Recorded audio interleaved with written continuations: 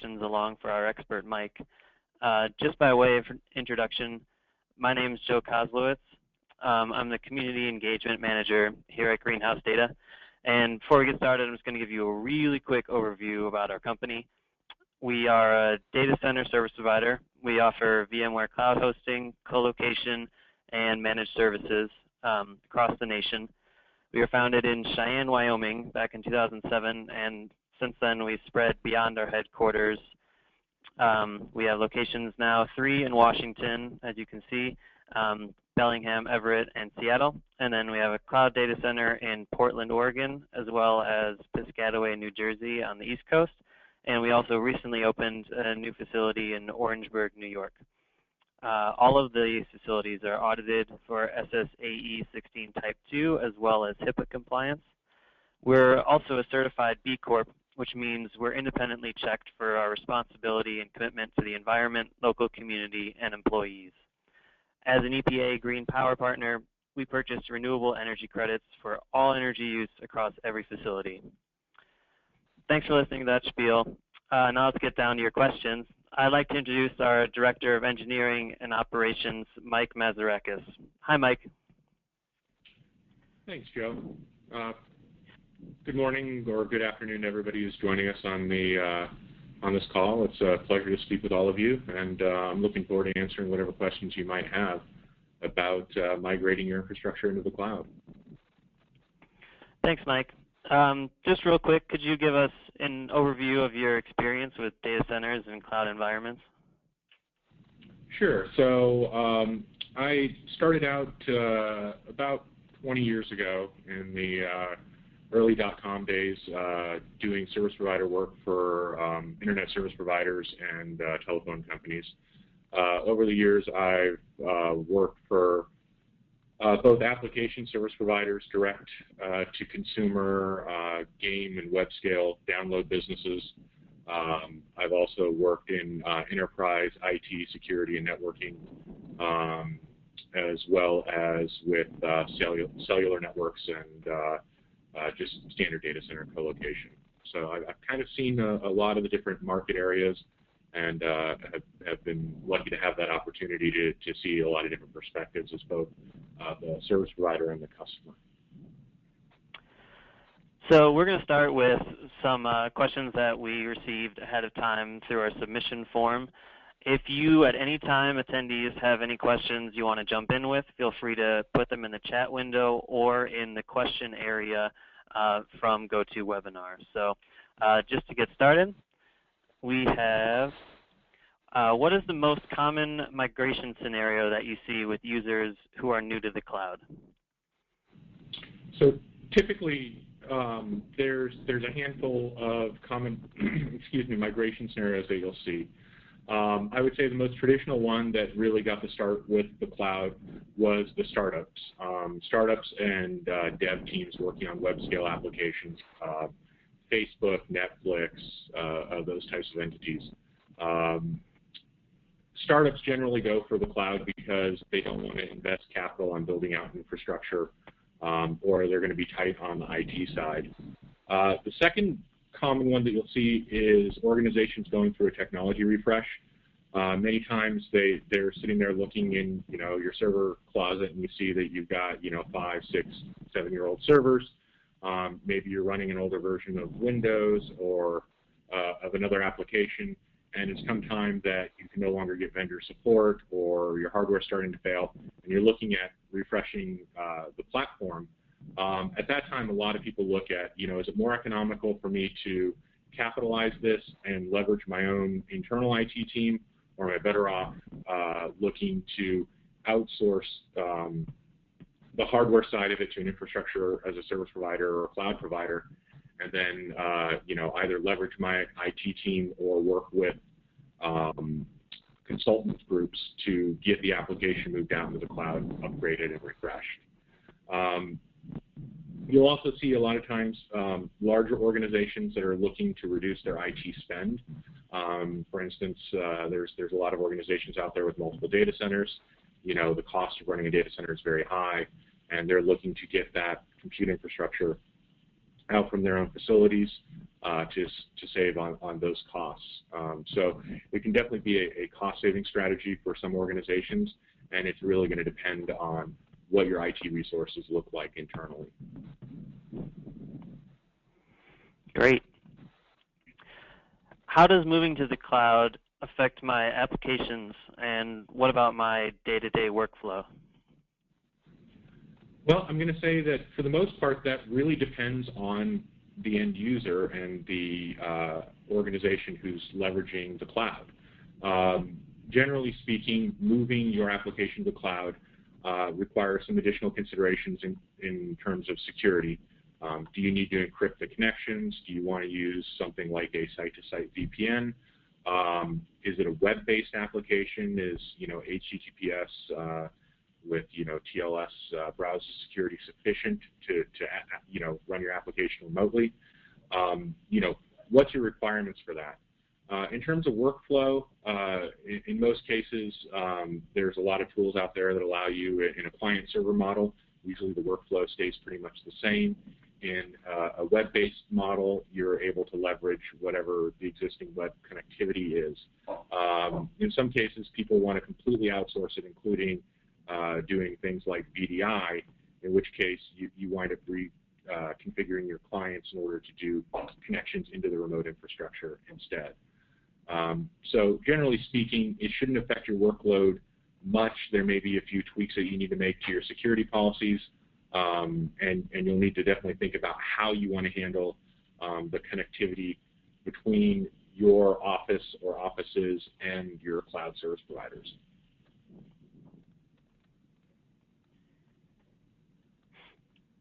I want to move to the cloud, but I want to continue using some existing systems and assets. What do I need to know? Well, the biggest thing there is figuring out how you want to integrate those systems and assets. In some models, people want to leverage the cloud by ballooning their applications out. In most cases, we consider that a hybrid scenario. You're running some portion of the application internally. Perhaps you have some large BI application that needs to do some number crunching, and you want to balloon the big number crunching jobs out to a cloud provider. In that scenario, you have something that's more along the lines of a hybrid cloud. In terms of using your internal IT assets, you can continue to use them the way that you have been, as long as you focus on integrating the networks either via VPN or through user education. It really shouldn't cause any issues with integrating your applications between the sites. Generally, we recommend a virtual private network connection between your existing IT infrastructure and your cloud infrastructure, especially if you're looking to do things like extend your Active Directory domain to the new cloud environment. All right. Starting a cloud migration, what are the most important things I need to plan for? So cloud migrations work pretty much like standard IT migrations in a lot of aspects. The first thing is understanding what are you moving to the cloud and why. Typically, if you're like most organizations, you're looking to move an application to see if the cloud's right for you. So what you'll want to do is you work with your application vendor to ensure that you've got the requirements for the application itself. What does it require in terms of databases? What does it require in terms of potentially front-end servers? Connectivity, is it a client-server model? Is it a web-based application? What are all the various components that you need to look at? The next thing you're going to want to look at is what are the actual hardware and software requirements from the vendor. Most cloud providers support all the common operating systems. You'll get the various flavors of Windows, the various flavors of Linux. Many of them have started deprecating support for older applications or operating systems such as Windows Server 2003. But you'll want to basically figure out how many cloud servers do I need. Then you're going to want to consider what the performance specifications for those servers themselves are. What do you need in terms of virtual CPUs? Is 1 core, 2 core, 4 cores, or more required? How much memory is needed per virtual machine? how much storage is needed per virtual machine, and what are the performance characteristics of the storage subsystem. For instance, database servers typically have radically different storage requirements than a front-end application server. You may have front-end application servers that only need 100 gigabytes of disk. You may have a database server that needs 500 gigabytes of disk, but it requires very, very fast disk. So you'll want to get a good idea of what the I/O characteristics of that storage are. That's probably one of the most important things when looking at the cloud that most people fail to take into consideration. Next, you'll want to work with your cloud vendor to ensure that you understand how to move this application or build this application within their environment. You'll want to look at what the I/O characteristics, the virtual CPU characteristics, and the memory characteristics. You'll want to work with them to understand exactly like, am I getting a real virtual CPU? Am I getting half of a physical CPU? What's things such as the oversubscription ratio. If you have a very CPU-heavy application. Same thing on the storage side. What can I look at in terms of IOPS for my storage on the back-end systems? And what's the optimal systems to handle that? So you'll wind up working with the cloud provider to ensure that you've designed it out properly. Next, you would want to look at a test plan. How do we get the vendor in there? How do we validate the environment? And how do we get it, after we've gotten it built? And then go through, a normal acceptance phase for getting the application deployed. And then finally, if you're migrating an existing application, you're going to want to go through your data validation process as well. Have I imported all the data? Is everything working properly? How long do I want to retain the data or the infrastructure internally before I can shut those systems down? Great. We just had one question come in on the chat, and that is, have you seen applications or workloads that do not lend themselves to the cloud, and what would you recommend in those cases? I would say the applications that tend to not migrate well into the cloud at this point are really old legacy applications, things that are on mainframe style systems where getting those types of resources in the cloud are much more difficult. Finding something that can run an AS400 and so forth is definitely more difficult. Sometimes very, very high performance applications, deep data mining, things like that. In those cases, it may be more cost effective to run them internally. Usually systems that require large amounts of solid state drives or very specific drive requirements or storage requirements, or in some cases applications that require massive amounts of CPU and memory. There are some platforms out there that need 64 CPU cores or 48 CPU cores and 512 gigabytes of RAM, and that's much more difficult to acquire in a cloud provider given the cost of building out infrastructure like that, and relatively speaking, the few number of users that wind up using an application like that. Cool. Jumping back into our other questions here. What are some of the more technical aspects of moving from on-premise to cloud infrastructure? Well, I've touched on this a couple of times already, but the first thing is, how are you going to connect to it? Are you going to do a virtual private network? Does your cloud service provider support that? Do you know how to integrate your existing VPN? How are you going to staff the migration? Do you have the talent in-house and the cycles in-house to do it, or do you need to leverage a managed service provider or a third-party vendor or contractor to help you make that migration? Next up is definitely your security policies. Can you determine the security policies and whether or not your application will meet your security requirements by moving it to the cloud? And then do you have any audit requirements that your cloud service provider is also going to need to participate in? Things such as HIPAA, SOX, PCI, SSA E16, You know, how do you get the logs out? How do you get that information? So you'll definitely want to have anybody involved with the security side of your organization deeply involved with the migration of the application into a cloud environment or infrastructure as a service environment.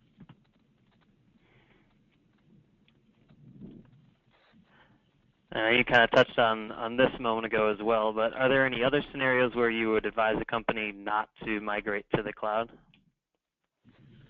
Yeah, I mean, the cloud is not a panacea. It's not a magical cure-all that suddenly fixes, you know, existing IT infrastructure problems, you know, with the stroke of a brush. You have to look at what are you looking to address by moving into the cloud. You know, is it a technology refresh issue? Is it a problem with having the available IT cycles internally? Is it a capitalization issue? You know, are you tired of buying, you know, $50,000 or $100,000 in servers and a $200,000 storage array? And you know, are you willing to turn that into an operational expense? If you are, generally speaking, a large organization with a large number of data centers and a well-staffed IT environment, do you want to leverage the existing resources that you have and continue running that internally? You may be better off developing your own internal private cloud system through a third-party vendor than outsourcing the resources to another provider. I've got one more chat question for you here, and that is, do you see more small or large businesses moving to the cloud? I would say that in terms of scale, that tends to be where you see how much they've adopted the cloud.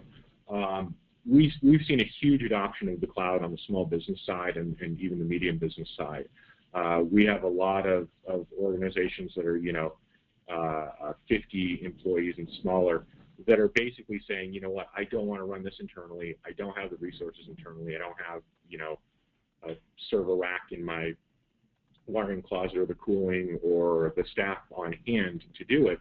And so they'll work with organizations such as ourselves or managed service providers that partner with us to outsource their specific applications. We see a lot of stuff like QuickBooks,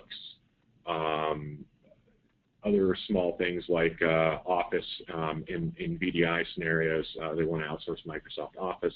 They want to ensure the infrastructure is getting backed up, et cetera. So we'll see a lot of smaller organizations and even up into the medium level do that. In those cases, they may also leverage software as a service. So they may outsource their email, they may outsource their website, they may outsource those other items as well. And they won't run anything in-house other than just the desktops that are required to access the systems.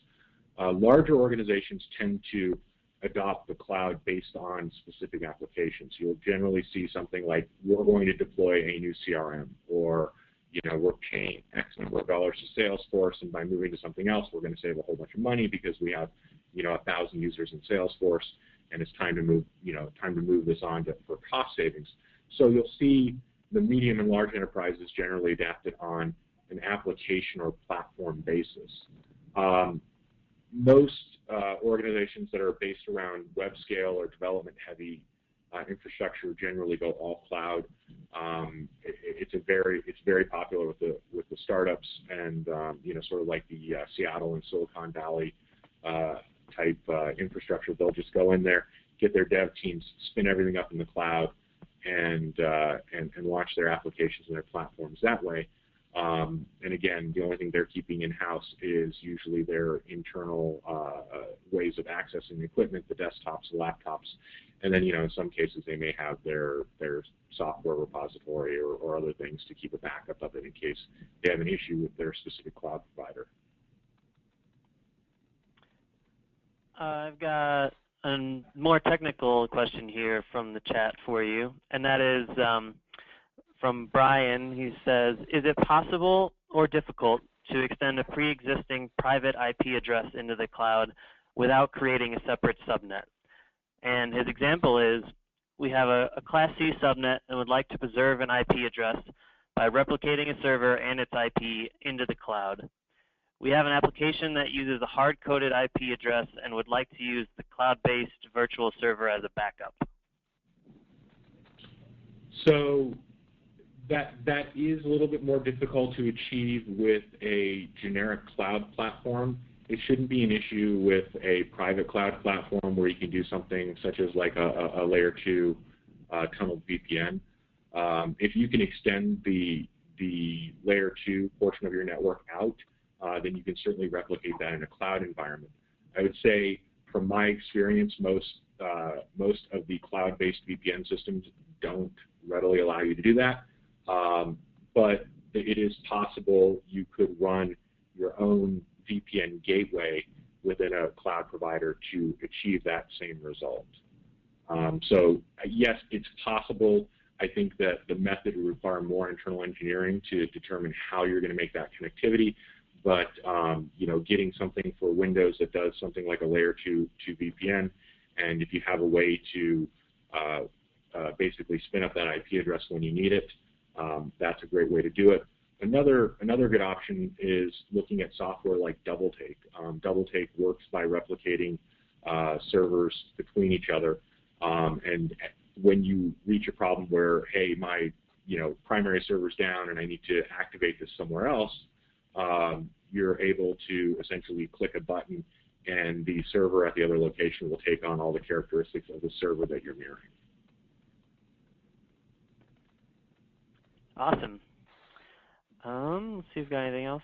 Oh, of course, there's a big question around cloud security. What are your opinions? Is the cloud less secure? I'm going to say that's going to depend on who you ask and what your perception of security is. To some degree, with cloud security, you can't physically touch the infrastructure, and that's a hard hurdle for a lot of IT folks to get over. But generally speaking, if the cloud provider is meeting the audit requirements that you have, it's going to be no different than if you were co-locating with another organization. I would say that the security is very much dependent upon your security policies, and so would the cloud be inherently less secure? No, as long as you're following good security practices, you should be able to make it as secure or almost as secure as your on-premise environment. There's a lot of great technologies out there now. Most cloud providers support encryption of your drives. They have a lot of DR and business continuity resources so that you're able to replicate things across sites and rebuild in another environment if there was a catastrophic event. Some are offering two-factor authentication so that you have the ability to have better granular control over your infrastructure and ensure that somebody can't just skim a password to suddenly get the keys to your kingdom. But common IT security issues are still going to be prevalent. You still have to worry about the internal threats. Do you have a disgruntled employee that's going to sabotage something? What are your internal mechanisms for stopping that? Once you've built the environment, again, most cloud providers offer multi-tiered security applications. You can build multi-layer firewall infrastructure within a cloud environment. You can do different things to manage security on the front end, even to and including up to intrusion detection and prevention. So there's definitely a lot of ways to get a on-premise-like secure environment, in the cloud. But it definitely requires the planning and the diligence of your security team to ensure that you're able to do that.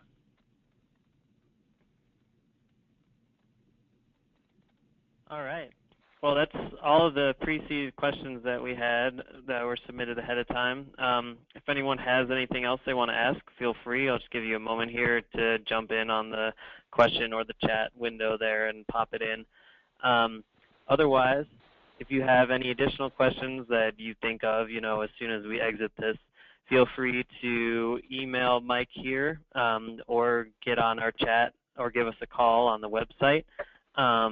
We are definitely happy to answer them anytime. We also have recorded this, so we'll send out a recording to all attendees. It'll also be available online and on our YouTube channel. So on behalf of Greenhouse Data, I just want to thank everyone for coming and have a wonderful weekend.